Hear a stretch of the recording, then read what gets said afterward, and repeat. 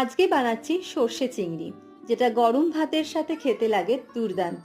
প্রথমে চিংড়ি মাছগুলোকে ভালো করে ধুয়ে নিয়ে দিয়ে দিলাম 1 চামচ হলুদ গুঁড়ো, স্বাদ অনুযায়ী নুন, হলুদ, সর্ষে আর পোস্ত বাটা।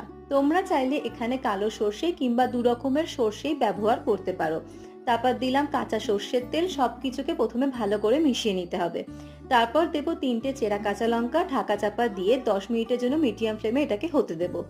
10 মিনিট পরে ঢাকনা খুলে দিয়ে দেবো 1 কাপ মতো নারকেলের দুধ। সবকিছুকে ভালো করে মিশিয়ে নিয়ে হাই ফ্লেমে 10 মিনিটের জন্য আবারও ঢাকা চাপা দিয়ে রেখে দেবো। 10 মিনিট পরে গ্যাস থেকে নামিয়ে ওপর থেকে ছড়িয়ে দেবো কাঁচা সর্ষের তেল আর কোচানো কাঁচা লঙ্কা। তারপর ঢাকা চাপা দিয়ে 5 মিনিট স্ট্যান্ডিং টাইমে রেখে দেবো। 5 মিনিট পরে গরম ভাতের সাথে পরিবেশনের জন্য সর্ষে চিংড়ি কিন্তু একদম রেডি। তোমরা বাড়িতে ট্রাই করো আর করে জানিও তোমাদের কেমন লাগলো। Thanks for watching. টাটা।